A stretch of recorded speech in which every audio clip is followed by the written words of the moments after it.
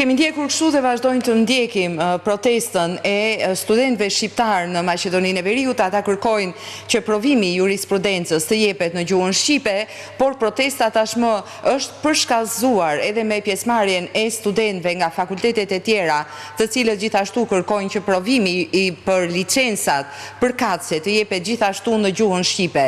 Po sot ka pasur një takim me kryeministrin Mickoski nga krerët e Vlenit, është ky grupimi i cili është në aktualisht në qeverinë e Maqedonisë së Veriut, dhe me sa duket ka një premtim që do të gjendet një zgjidhje ligjore që provimi i jurisprudencës për studentët shqiptar të jepet në gjuhën shqipe. Kemi dëgjuar me Vlan Ademin, organizatorin kryesor të kësaj proteste, i cili ka theksuar se nuk ka institucion i cili guxon të prek gjuhën shqipe, kështu ka thënë, ndërkohë ka thënë se nuk do të zhduket shqipja dhe ajo do të mbjetoj siç edhe ka mbjetuar në histori. Ndërkohë ne do të vazhdojmë të diskutojmë, ndërkohë që në njërën anë të ekranit edhe ndjekim çfarë ndodh në sheshin qendror të Shkupit, aty ku studentët shqiptar janë tashmë para Ministrisë së Drejtësisë. Do të lidhem me ish ambasadorin Sokol Gjoka për të folur pikërisht për këtë sot, që në fillim zoti Gjoka, faleminderit shumë që jeni me ne sot. Faleminderit shumë. Kënaqësi si gjithmonë dhe urojmë një bashkëbisedim të këndshëm. Gjithashtu, atëherë, studentët shqiptar tashmë janë më të shumë në numër, janë më të organizuar, nuk janë më vetëm studentët e drejtësisë, po janë edhe nga fakultetet dhe pjesët e tjera të universitetit, dhe kërkesa e tyre është shumë e qartë, të respektohet kushtetuta, të respektohet ligji për gjuhët dhe në fund të fundit të respektohet gjuha shqipe, ashtu siç edhe parashikon marrëveshja e Ohrit. Ju po e shihni, mendoni që do të gjendet një zgjidhje paqësore, ashtu siç edhe është diskutuar sot midis krerëve të Vlenit dhe kryeministrit Kristian Mickoski? Po urojmë që të ketë një zgjidhje sa më shpejt, sepse kërkesa e studentëve shqiptar të Maqedonisë Veriut është një kërkesë e drejtë, tashmë është e përshkallëzuar, ajo bazohet tek marrëveshja e Ohrit, që është një marrëveshje kornizë, e cila ka gjetur pasyrim pastaj edhe në kushtetutën e Maqedonisë së Veriut, ku faktori shqiptar është një faktor shtetformues, çka do të thotë që ata kanë të drejtë jo vetëm në ushtrimin e gjuhës shqipe, gjë që ka qenë e pranishme edhe në legjislaturat e mëparshme të Kuvendit të Maqedonisë Veriut, por edhe në të gjitha në instanca shtetërore, kështu që kjo gjë nuk duhet shuhet. Përkundrazi, ajo duhet zhvillohet më tej, sepse nuk bëhet fjalë këtu për të përkrahur një lloj popullsie, një lloj komuniteti e kështu me radhë, por nga ana tjetër për të respektuar kushtetutën e Republikës së Maqedonisë Veriut. Dhe nga ana duhet të marrë parasysh edhe fakti se përveç gjuhës shqipe është me shumë rëndësi që shqiptarët të jenë të mirë përfaqësuar në të gjitha institucionet dhe rangjet e nivelit të lartë, e nivelit të mesëm, por edhe e nivelit të ulët të institucioneve të Maqedonisë së Veriut. Vetëm kështu, si thua, marrëveshja e Ohrit dhe roli i shqiptarëve në Republikën e Maqedonisë së Veriut është efektiv. Prandaj mendoj që është gjëja më elementare që provimet jepen në gjuhën shqipe për studentët, jo vetëm të degës juridikut, por të gjithë degëve të tjera në universitetet e Maqedonisë Veriut, por nga ana tjetër edhe që të respektohet edhe niveli i përfaqësimit të tyre në institucione, që është me shumë rëndësi, si dhe zhvillimi barabartë ekonomik, pa dallime, pa pengesa e kështu me radhë në të gjitha nivelet, si në nivel qendror por edhe në nivel vendor. E qartë. Të gjitha këto janë elemente që janë materializuar, janë hedhur zeza mbi të bardhë në marrëveshjen e Ohrit dhe që duhet respektuar nga të gjitha qeveritë e Maqedonisë Veriut. E qartë.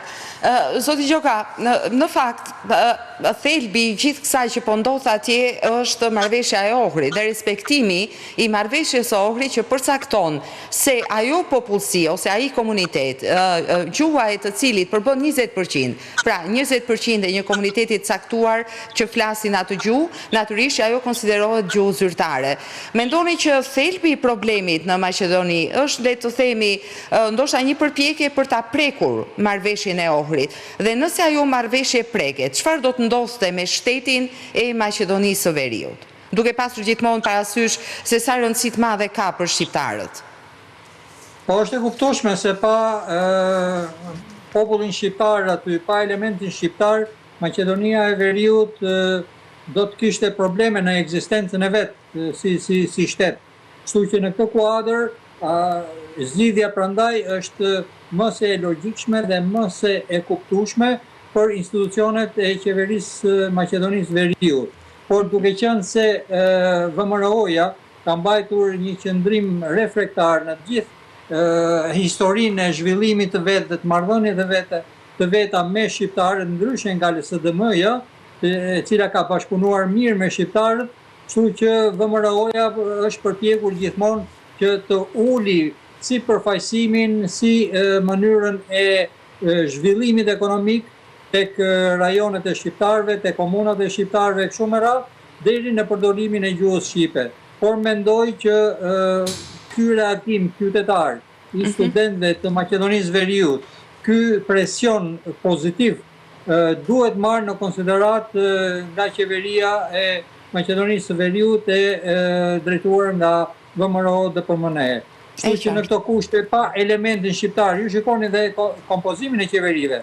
Të gjitha qeveritë kanë elementin shqiptar në përbërjen e tyre. Po patjetër, po patjetër. Siç është vleni tashmë brenda qeverisë të drejtuar nga VMRO-ja. Kjo tregon që elementi shqiptar është i domosdoshëm në radhë parë, sepse mban në këmbë shtetin e Maqedonisë së Veriut, dhe së dyti të gjitha instrumentat dhe të gjitha derivatet që rrjedhin nga elementi shqiptar në qeveri, por edhe në përbërje të gjithë popullsisë dhe gjithë popullit të Maqedonisë Veriut duhen respektuar. Prandaj është në interes të vetë vendit edhe të vetë institucioneve Maqedonisë Veriut që të lejojnë dhe të ushtrojnë shqiptarët të gjitha kërkesat dhe detyrimet e tyre të njohura në kushtetutë. E kuptoj. Edhe ky në fakt është thelbi. Pra, të respektohet kushtetuta, dhe është gjithçka, edhe ligji për gjuhët, edhe nuk ndodhin pastaj probleme të tilla. Ndërkohë, zoti Gjokat, dua që të diskutojmë pak, do të mbesim ndërkohë dhe do të vazhdojmë të ndjekim protestën në Maqedoninë e Veriut të studentëve shqiptar. Në çdo moment që ka aty një zhvillim të rëndësishëm, sigurisht që rifutemi përsëri, por le të shohim pak edhe çfarë po ndodh në ngjarjet kryesore në zhvillimet ndërkombëtare në botë. Presidenti Trump në fakt pritet të ketë nesër një takim të rëndësishëm me njerëzit e tij më të afërt në fushën e sigurisë dhe bëhet fjalë pikërisht për atë që do të ndodhë me Iranin. Ka paralajmëruar tashmë presidenti Trump se iranianët ose duhet të bëjnë një marrëveshje ose nuk do të ketë më për çfarë të diskutohet. Dhe në fakt dua që të shikojmë një material shumë të shkurtër për pak sekonda për atë që ka thënë presidenti Trump dhe dua që ta diskutojmë me ish ambasadorin Sokol Gjoka.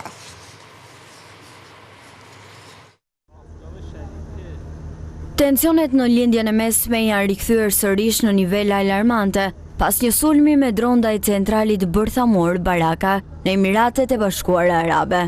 Autoritetet konfirmuan se një prej dronëve goditi në gjenerator elektrik jashtë perimetrit të brendshëm të centralit, duke shkaktuar zjarr, ndërsa 2 dronë të tjerë u neutralizuan nga mbrojtja ajrore.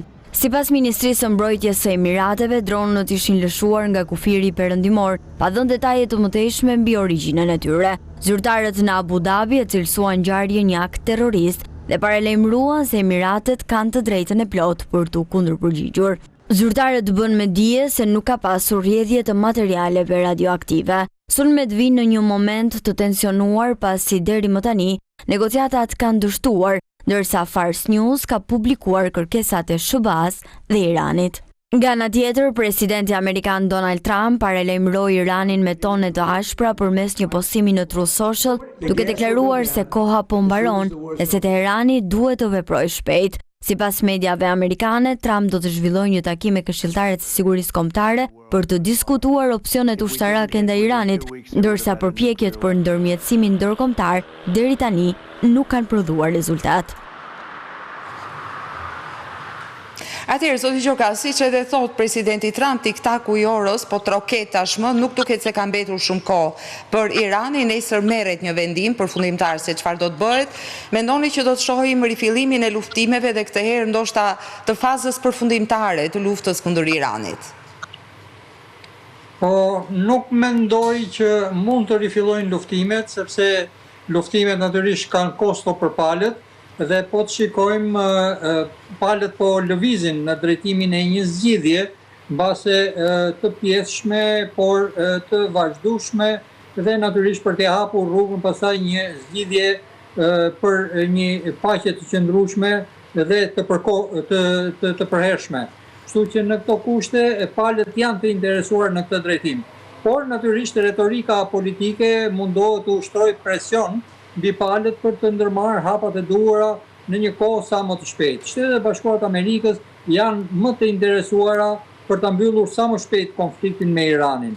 Madje po t'i referohemi edhe deklaratave të hershme të presidentit Trump qysh në fillimin e luftimeve në drejtim të Iranit me 20 shkurt, ai tha që këto luftime do zgjasin 4-5 javë.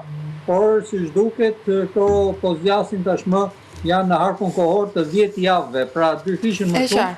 Pra do të kemi, pra ju mendoni që nuk do të ketë rifillim të luftimeve. Ndërkohë duket që situata aktuale është shahmat, pra nëse nuk do të ketë rifillim të luftimeve, por nuk ka as marrëveshje. Nëse shohim një tabel që ne kemi bërë gati ku duke në fakt edhe propozimet iraniane dhe kundër propozimet amerikane, nëse shihen të dyja në tabel, në fakt nuk kanë pothuaj asgjë të përbashkët, janë dy ekstreme. Pra në këtë situatë shahmat, çfarë ndodh tani? Se nuk shihet cila është rrugëzgjidhja. Pra as lufta as paqe. Tani, se ju nuk më la të shpjegoj edhe arsyet, se pritet që mos ketë veprime ushtarake në teren.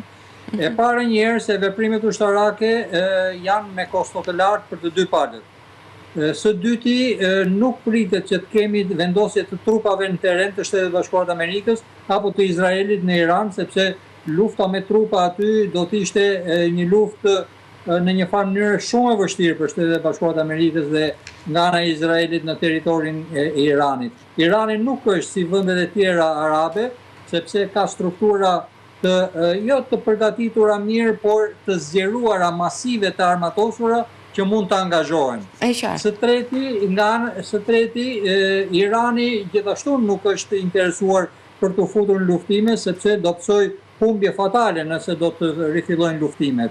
Dhe po të shikojmë në skakjerën diplomatike, Irani sot ka përgatitur një kundërpërgjigje për 14 pikat që Shtetet e Bashkuara të Amerikës i ka dërguar Iranit për një paqe të qëndrueshme dhe të përhershme midis palëve. Dhe do të shikojmë se ku konsistojnë ky reagim i Iranit. Deri tani Shtetet e Bashkuara të Amerikës nuk kanë qenë të interesuara, ose më mirë nuk i kanë mirëpritur reagimet e Iranit për një paqe të qëndrueshme, për zgjidhjen e problematikës. Por dy janë vjet e kuqe për mendimin tim për Shtetet e Bashkuara të Amerikës në raport me Iranin. E para njerë që Irani nuk duhet të ketë një armë bërthamore, dhe për të Shtetet e Bashkuara të Amerikës kërkojnë garanci, sepse Irani ka rreth 440 kg uranium të pasuruar deri në nivelin 60, që është i gatshëm për përgatitur 10 deri në 12 armë bërthamore, dhe pastaj për të përdorur, dhe së dyti ngushtica e Hormuzit. Ngushtica e Hormuzit duhet lirohet sepse kjo ka sjellë të krizën globale në të gjitha drejtimet. Këto janë 2 vjet e kuqe dhe ndërkohë Shtetet e Bashkuara të Amerikës në një farë mënyrë kanë hequr dorë nga disa pikat e tjera të parashtruara më herët. Kështu që në këto kushte Irani mund të përqaset, ndërkohë që Shtetet e Bashkuara të Amerikës do tregohen më fleksibël.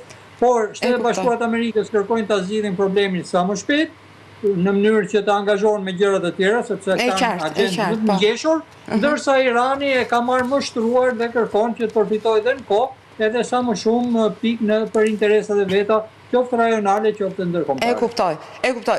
Zoti Gjoka, ju përmendët që Shtetet e Bashkuara në fakt kanë edhe çështje të tjera me cilat duan që të merren gjithashtu shumë shpejt. Dhe një prej tyre është në fakt Kuba dhe është një problem për të cilin kemi diskutuar të ditë, do të vazhdojmë natyrisht që ta diskutojmë, dhe problemi me Kubën është se ka bler më shumë se 300 dronë ushtarak dhe sipas Axios janë diskutuar madje edhe planet për t'i përdorur ato kundër Shteteve të Bashkuara në gjirin Guantanamo Bay.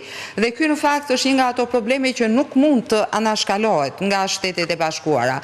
Mund të shërbejë ndoshta edhe si një pretekst për të zgjidhur një herë mirë çështjen e Kubës, por në fakt duhet të presim dhe të shohim se çfarë do të vendoset konkretisht. Dhe dua që të shikojmë bashkë një material se ku konsistojnë në fakt presionet amerikane ndaj Kubës dhe pikërisht këtë dua të diskutojmë. A do të shohim njëkohësisht dy luftra i kemi në fillim, në vazhdim në fakt. A do të shohim një të tretë në fillimet e saj? E ndjekim pak të material deri rikthehemi bashkë. Shtetet e Bashkuara poshtojnë presionin mbi qeverinë e Kubës duke përgatitur një padik kundër ish-presidentit Raul Castro, ndërkohë që Washingtoni kërkon reforma nga qeveria kubaneze në këmbim të ndihmës humanitare nga një krizë energjetike.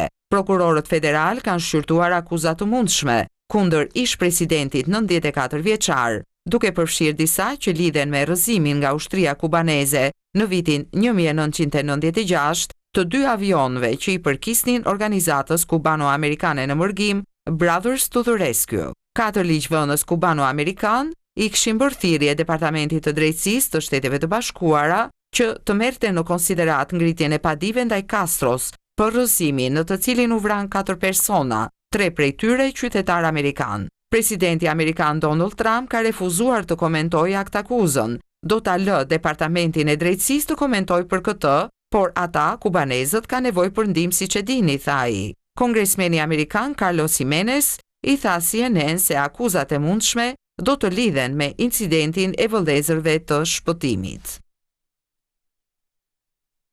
Atëherë, zoti Gjoka, është e qartë që, si më thënë, është gjetur një mënyrë për ta filluar ashtu si duhet trajtimin e, le të themi, krizës kubane, që është në fakt sipas informacioneve që janë dhënë në media të ndryshme, pritet që të mërkurën të ketë një shpallje zyrtare të aktakuzës ndaj Raul Castros, presidenti tashmë 94 vjeçar.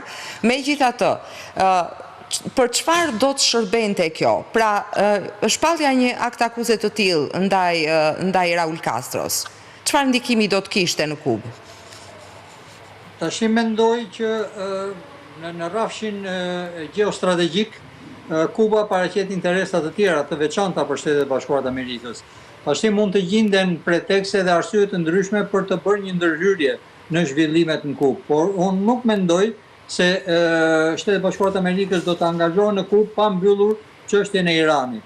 Kështu që duhet mbyllur një çështje e Iranit për të mos ketë angazhime të njëkohshme në disa vende, sepse është një ngarkesë edhe për Shtetet e Bashkuara të Amerikës, edhe për vëmendjen ndërkombëtare e kështu me radhë. Por dihet që në bazë të doktrinës strategjike të Shtetit Bashkuar të Amerikës për çështjet e sigurisë, Kuba hyn në interesat e Shteteve të Bashkuara të Amerikës, sepse bën pjesë në hemisferën perëndimore. Ku aty është përcaktuar qartë që Shtetet e Bashkuara të Amerikës do të kenë vëmendje të shtuar në hemisferën perëndimore. Po është doktrina Monroe, është rikthimi në fakt i doktrinës Monroe.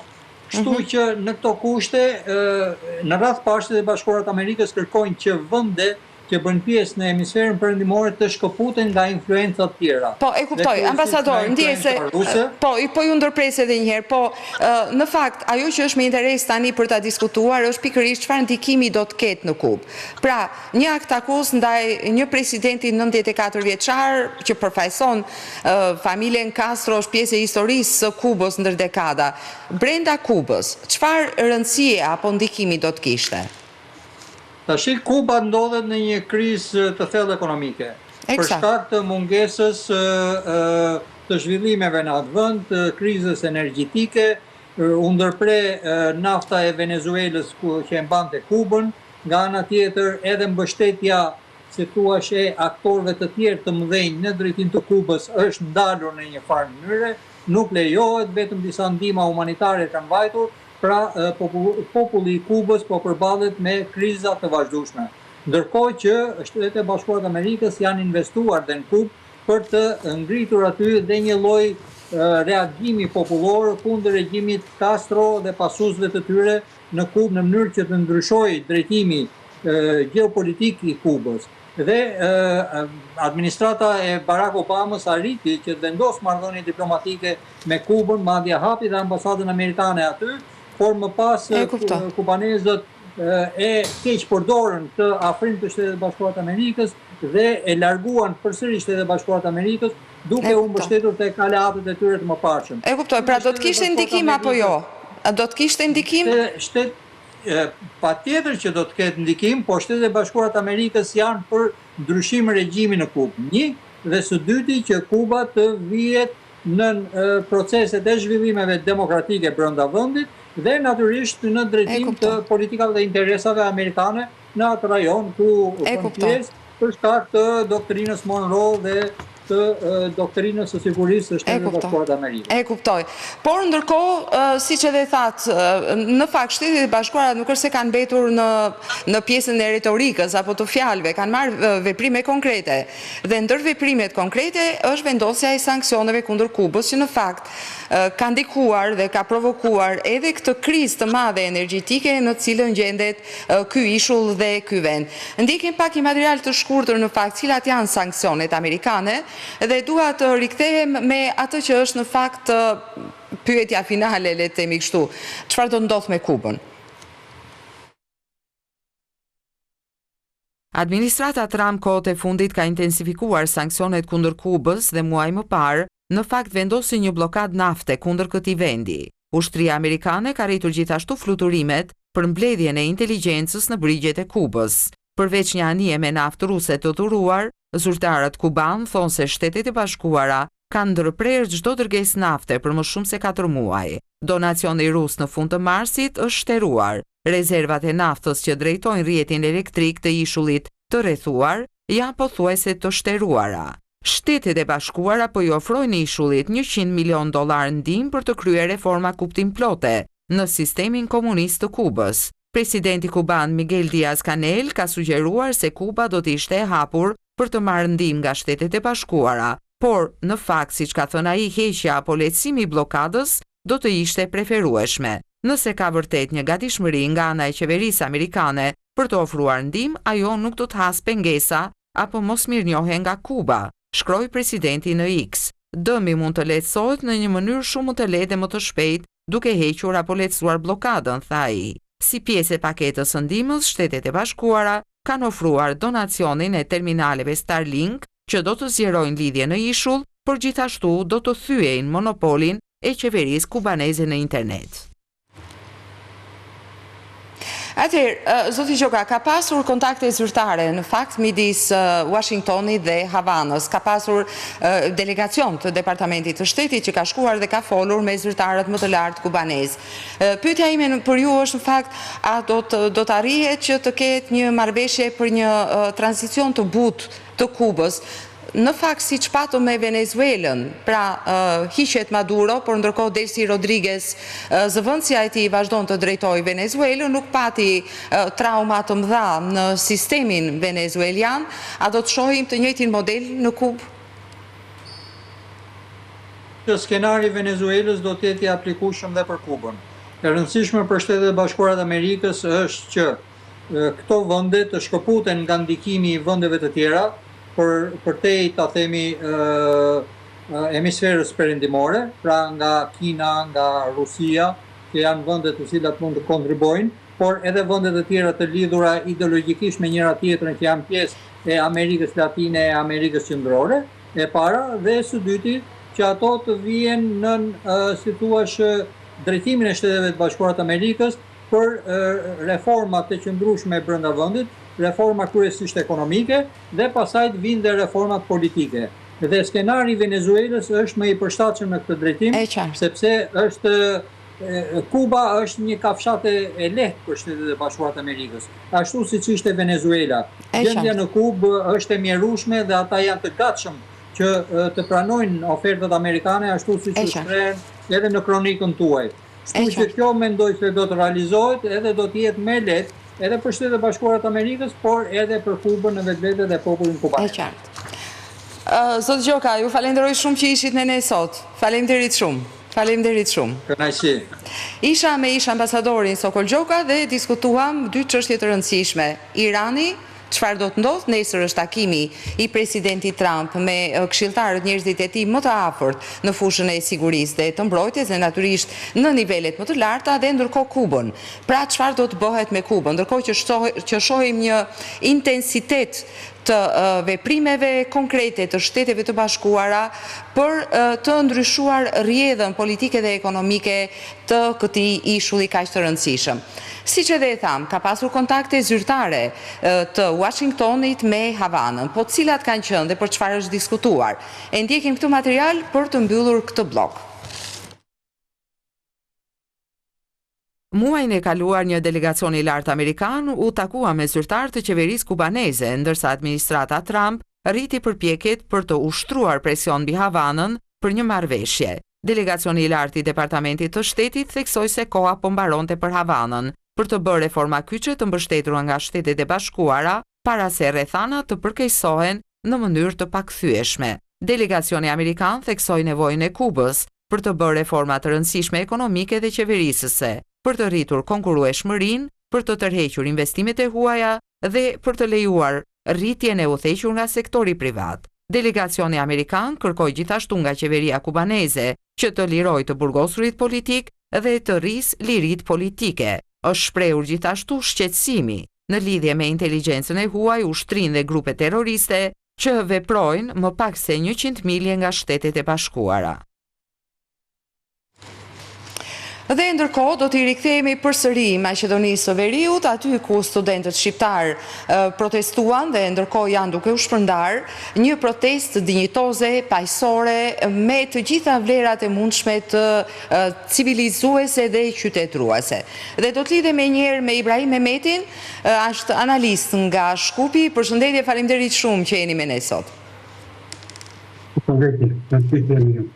Atëherë, pyetja e parë është pikërisht kjo. Pse po preket marrëveshja e Ohrit?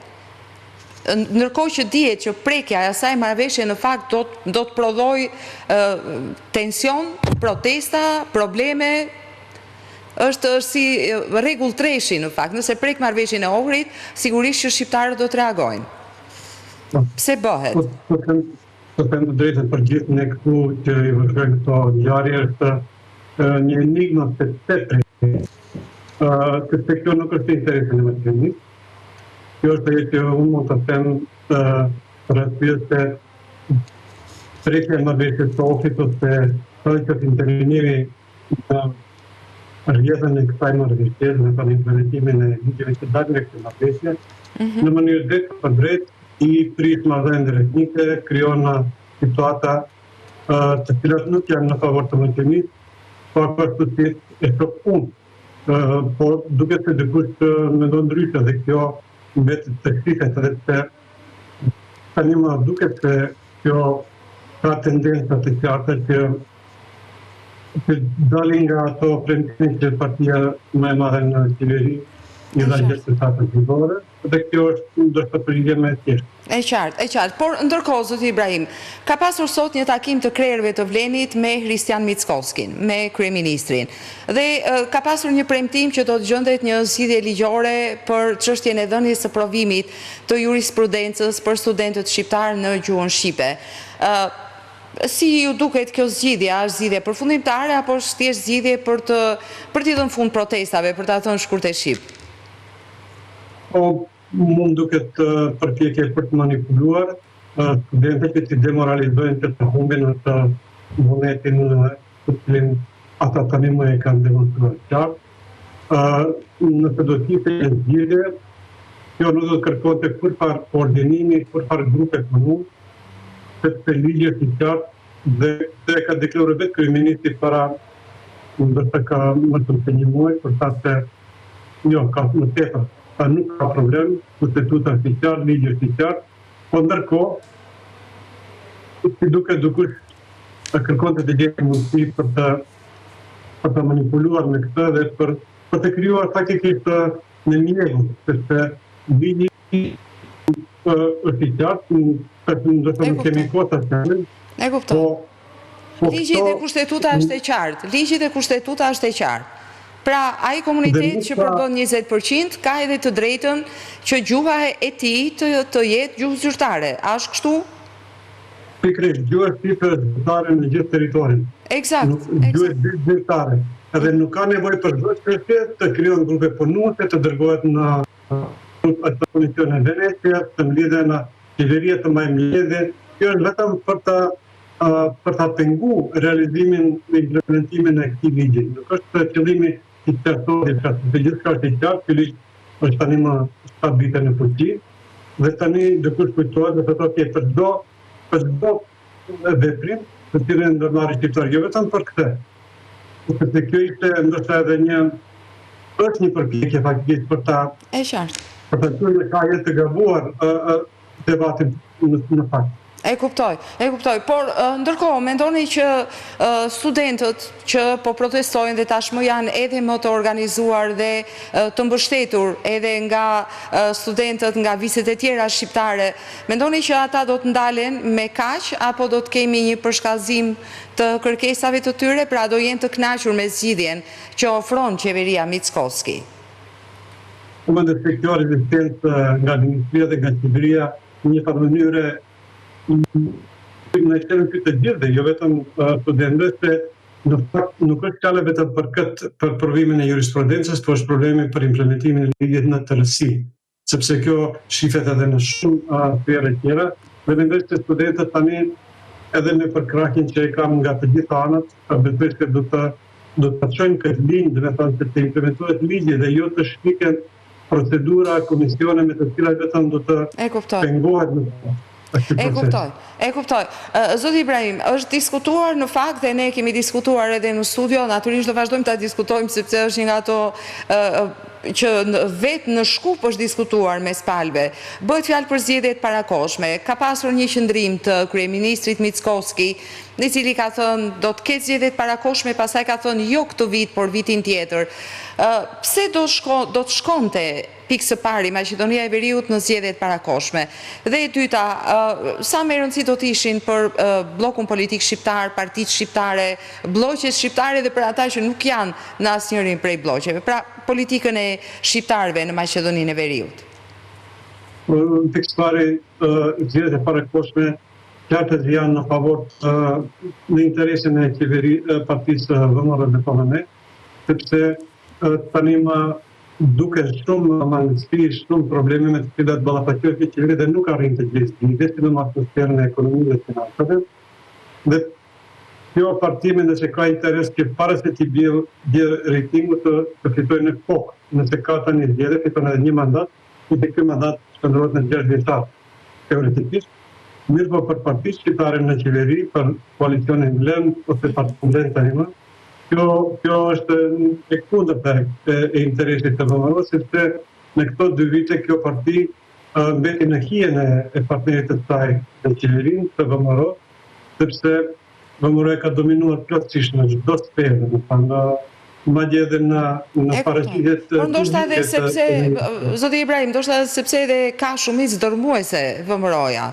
Sepse ndodhen disa gjëra atje, një rënje drastike e LSDM-s, partisë tjetër të madhe maqedonase, një fitore dërmuese e VMRO-s. Ndërkohë shqiptarët u përçanë në 2 bllokje të mëdha, pra vota e tyre nuk kishte më të njëjtën peshë siç kishte pasur më përpara. Në këto zhvillime, në kujt realisht do t'i interesonte që Maqedonia e Veriut të ketë zgjedhjet parakoshme? Nëse lypim një faktor, kjo është VMRO-ja dhe asaj shkon padyshim se vetëm asaj mund të shkojë në favor zgjedhjeve parakoshme.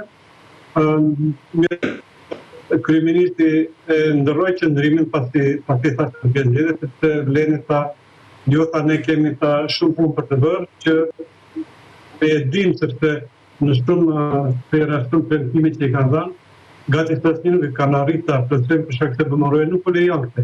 Dhe ata nuk kanë arritë të imponohen si forcë politike dhe kjo besoj se i bën të rëndësishëm se nëse nuk fitojnë edhe pak kohë dhe 2 vite për shembull të gjatë mandatit, do të ishte shumë jo favorshme për ata që tani të mbajnë vlerën. E kuptoj, por VMRO-ja i merr vendimet për atë që i intereson VMRO-s, jo për atë që i intereson Vlenit, besoj. Kjo është logjika aq më tepër e një partie si VMRO-ja.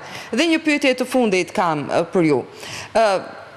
Ne flasim dhe diskutojmë shpesh dhe e shikojmë konkretisht se si ulet dhe ngrihet pesha e votës së shqiptarëve, përfaqësimit të shqiptarëve në Maqedoninë e Veriut. Sa më të ndarë dhe të përçartë jenë, aq më pak peshë ka vota e tyre dhe përfaqësimi i tyre, se natyrisht që kemi pozitë dhe opozitë, një pjesë e mirë e shqiptarëve, politikanëve shqiptarë janë në opozitë, kështu që është ky problem i rëndësisë dhe peshës së votës së shqiptarëve. Mendoni që do të ketë ndonjë lloj bashkëpunimi në rast të zgjedhjeve të parakohshme? Gati se e pamundur. Kjo nuk duket as punë në horizont. Mund të ketë bashkëpunim ndërmjet Vlenit dhe BD-s me partitë tjera që janë jashtë, siç është Alianca për shqiptarët e zotit Gjergj Stela, eventualisht edhe Alianca e zotit Taravari. PD-SHE-ja e Mendutaçi, këto 3 parti ndoshta nuk janë qartë pozicionuar dhe kjo mund të ketë një arsye për koalicionime. Mirë, po për bashkëpunim të mirëfillt në këtë konstelacion dhe në këtë situatë mendoj se shumë vështirë të ta besoj, sepse ndarjet kanë shkuar shumë larg dhe do duhet një kohë pak më e gjatë dhe jo vetëm kjo, po do duhet edhe një mes të shtytje nga Tirana dhe Prishtina, sepse ndikimi sidomos i Prishtinës e i qeverisë aktuale të Kosovës ka pas një rol, një ndikim shumë të madh në këtë situatë tani që e kemi dhe që kjo situatë të kthehet në një normalitet duhet patjetër të njëjtit duhet të bëjnë diçka, sepse nëse i lënë vetë Partia Shqiptare këtë maqënim dhe se nuk do të lëvizjen nga këto pozicione. E kuptoj. Zoti Ibrahim, faleminderit shumë që ishit me ne sot. Faleminderit shumë dhe për gjithë analizën tuaj. Faleminderit shumë. Faleminderit. Miqtë mi, isha me Ibrahim Mehmetin, është analist nga Shkupi, një njohës shumë i mirë i zhvillimeve dhe jo vetëm në Maqedoninë e Veriut, dhe ajo që po diskutojmë është protesta e studentëve shqiptar në Shkup. Ata kërkojnë që provimi i jurisprudencës të jepet në gjuhën shqipe. Kësaj proteste të studentëve të juridikut i janë bashkuar edhe studentët shqiptar nga fakultetet e tjera që kërkojnë të njëjtën gjë, por edhe ata që kërkojnë që licencat e punës për profesionet të caktuara të jepin gjithashtu në gjuhën shqipe, siç edhe kanë theksuar kushtetuta dhe ligji për gjuhët, ua lejon këtë, ua garanton në fakt, dhe kjo do të ishte fjala e dur. Ne u përpoqëm sot që të lidhemi ndërkohë edhe me 2 studentë të cilët janë organizator kryesor të këtyre protestave të studentëve, me Mevlan Ademin dhe Enis Shaqirin, por me sa duket ata janë duke u larguar tashmë dhe natyrisht që kur mbaron protesta, me rëndësi është që të shkosh shëndoshe mirë në shtëpi dhe janë rrugës për në Tetov. Ndërkohë, ne do të vazhdojmë të flasim edhe pak për disa zhvillime të rëndësishme ndërkombëtare për të mos i lënë pa kaluar, sepse janë vërtet të mëdhaja, dhe do të flasim pak për një vizitë e cila kalon nesër dhe duket goxha sfiduese. Presidenti rus Vladimir Putin do të vizitojë Kinën dhe do të pritet nga presidenti kinez Xi Jinping. Dhe në fakt vizita e Putin në Kinë vjen pak ditë pasi atje ishte presidenti amerikan Donald Trump. Çfarë do thot kjo? Çfarë nënkupton kjo? Në fakt, le ta ndjekim pak se çfarë do thot kjo, qoftë për Rusinë, qoftë për Kinën. Presidenti rus Vladimir Putin do të vizitojë homologun e tij kinez Xi Jinping në një vizitë zyrtare në Pekin më 19 dhe 20 maj, ka konfirmuar Kremlini. Vizita do të vijë vetëm disa ditë pasi presidenti amerikan Donald Trump ishte në Kinë për një samit 2 ditor, që shënoi udhëtimin e parë presidencial amerikan në këtë vend në pothuajse një dekadë. Udhëtimi i Putin do të përkojë me 25 vjetorin e traktatit të fqinjësisë së mirë dhe bashkëpunimit miqësor midis Rusisë dhe Kinës, i cili shërben si bazë për marrëdhëniet midis 2 vendeve. Putin dhe Xi do të diskutojnë çështjet aktuale dypalëshe, mënyrat për të forcuar më tej partneritetin gjithëpërfshirës dhe bashkëpunimin strategjik midis Rusisë dhe Kinës, Ata do të shkëmbejnë pikpamje mbi çështjet kryesore, ndërkombëtare dhe rajonale sipas një deklarate të Kremlinit. Udhëheqësi rus vizitoi Kinën për herë të fundit në vitin 2025, kur nënshkroi disa marrëveshje me Shi që forcuan lidhjet ekonomike në fusha të tilla si energjia dhe teknologjia. Putin do të diskutojë gjithashtu bashkëpunimin ekonomik dhe tregtar me kryeministrin kinez Li Qiang. Por çfarë e bashkohet në fakt Pekinin me Kremlinin? Cilat janë ato pika ku konvergojnë këto dy fuqi të mëdha? E ndjekim pak të material.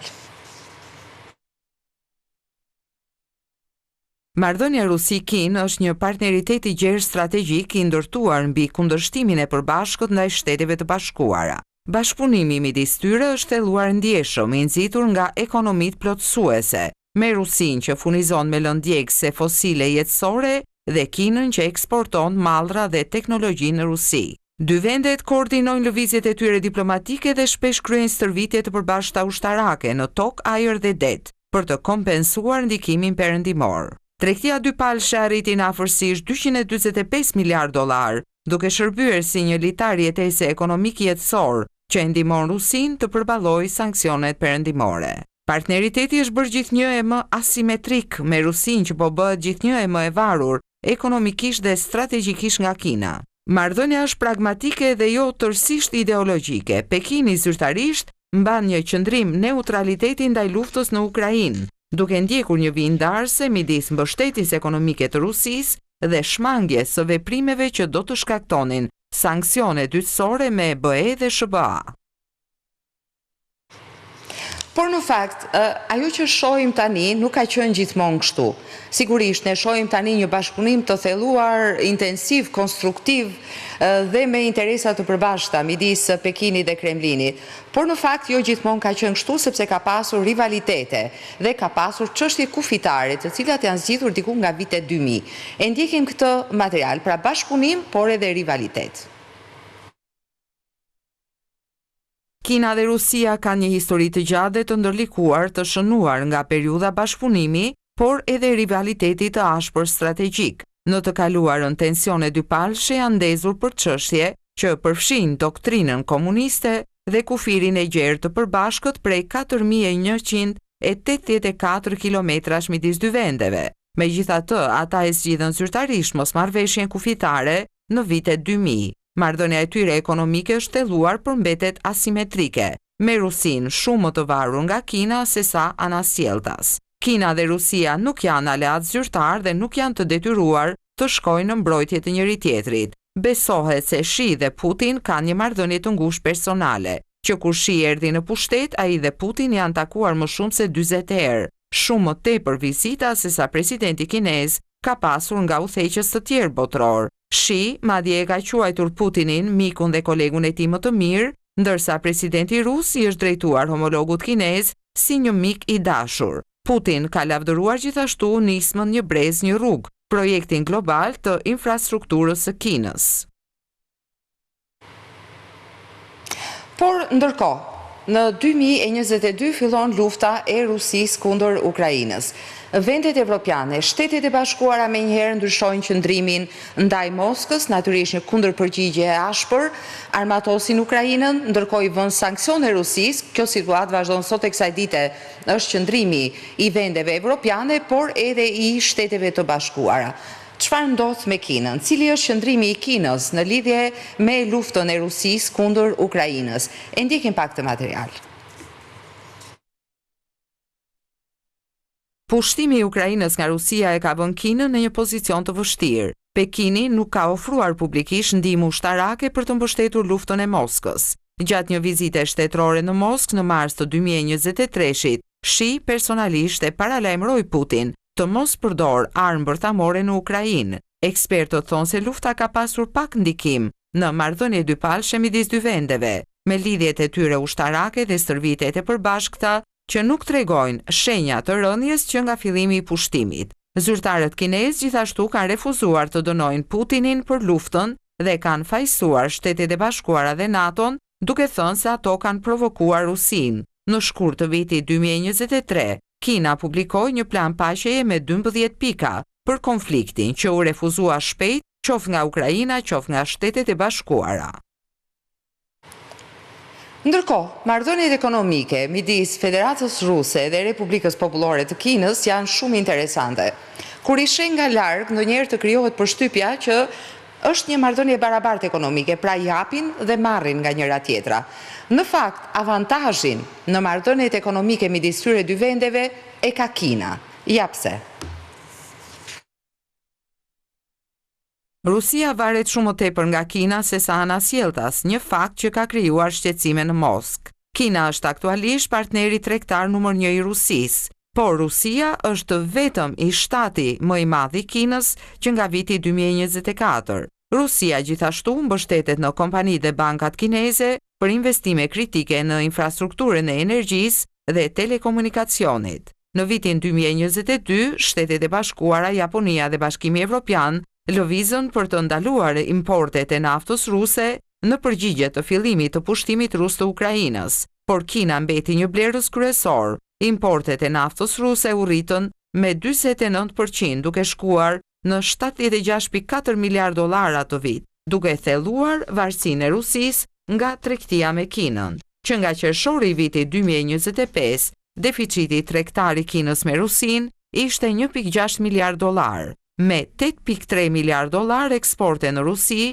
dhe 9.3 miliard dollar importe. Edhe para luftës në Ukrainë, tregtia Kinë-Rusi dominohej shumë nga energjia pjesërisht, sepse Kina ka nevoja të mëdha për energji dhe Rusia ka sasi të mëdha nafte dhe gazi natyror. Në vitin 2024, nafta bruto ruse përbënte pothuajse 20% të importeve totale të energjisë së Kinës, por ekspertët parashikojnë se përdorimi në rritje i automjeteve elektrike dhe energjisë rinovueshme nga Kina do të ulë varësinë e saj nga burimet natyrore ruse në të ardhmen. Dhe natyrisht lidhjet ushtarake midis dy vendeve është shumë të rëndësishme të përmirësuara cilësisht stërvitje të përbashkëta ushtarake, megjithatë Kina pavarësisht është pavarësuar ndër këto vite gjithmonë më shumë nga armët ruse, siç merrte ndërkohë edhe nga ish Bashkimi Sovjetik më parë, sepse Kina është aktualisht një nga eksportueset ndjes më të mëdha në botë të armëve. E ndjekim këtë material.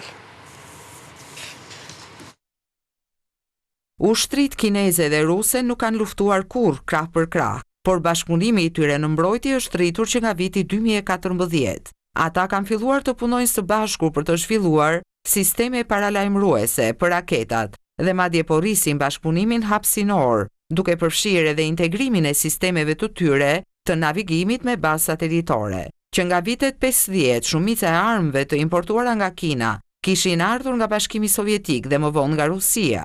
Gjatë mandatit të Shi, Kina ka qenë më e gatshme të furnizojë Rusinë me pajisje ushtarake të përparuara, ndërkohë shitjet e armëve ruse në Kinë kanë rënë për shkak të përparimit të industrisë mbrojtëse të Pekinit, si edhe hezitimit të Moskës për t'i shitur sistemet të sofistikuara Kinës nga frika e humbjes së sekreteve tregtare, sepse inxhinierët kinezë mund të kopjojnë ilegalisht teknologjinë. Sot Kina prodhon shumicën e armëve të veta dhe është bërë një nga eksportuesit kryesor të armëve në botë.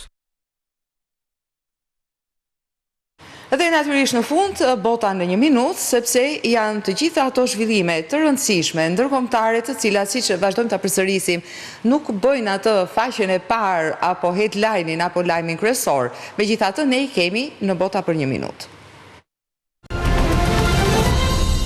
Kryeministri britanik Keir Starmer, i cili është nën presion të madh për t'u larguar nga partia e tij laburiste, pas një sër rezultatesh të dobta në zgjedhjet lokale, nuk do të përcaktojë një afat kohor për largimin e tij, tha të hënën zëvendësi i tij David Lammy.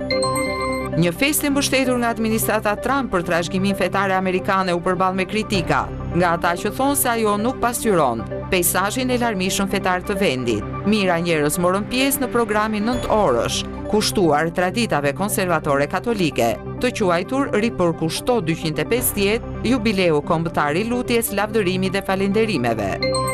Një shpërthim i ebolës në Republikën Demokratike të Kongos dhe në Ugandë është shpallur emergjencë shëndetësore publike me shqetësim ndërkombëtar nga organizata botërore e shëndetësisë. Pasi 80 vdekje ju atribuan sëmundjes, OBSH tha se ekzistonte një rrezik i lartë që sëmundja të përhapej më tej në vendet që ndajnë kufi toksor me Kongon. Dhe në fund si gjithmonë, diçka shumë interesante bëhet fjalë për Papa Leonin, i cili pikërisht më 25 maj do të paraqes një dokument të thelluar lidhur me inteligjencën artificiale, një temë jashtëzakonisht interesante dhe shumë moderne prirë të së vërtetës. Dhe Papa do të trajtojë gjithashtu edhe sfidat ndaj të drejtave të punëtorëve. Por teksti për inteligjencën artificiale, i njohur në fjalorin kishtar si enciklik, ka gjithashtu të ngjarë të dënoj luftrat që tronditin botën. Ai do të titullohet Magnifica Humanitas, njerëzimi i madhërisëm, dhe u nënshkrua zyrtarisht nga Papa më 15 maj para publikimit të tij. Papa Leoni, Papa i parë amerikan, do të marrë pjesë në një prezantim të tekstit në Vatikan, ditën e botimit të tij, në një lëvizje në fakt të pazakont për një papë. Rikujtojmë pra që është një enciklik që ka të bëjë me inteligjencën artificiale, por edhe me të drejtat e punëtorëve. Dhe është ky një dokument, një botim i Papa Leonit të 14. Dhe në fakt ky është edhe materiali i fundit për sot. Bashkë do të shihemi përsëri nesër, por vazhdoni të qëndroni me edicionet tona të lajmeve për të parë dhe për të kuptuar dhe për të dëgjuar gjithçka që ndodh në të gjithë botën, 24 orë mbulimi plot. Bashkë shihemi përsëri nesër, deri atëherë mirupafshim.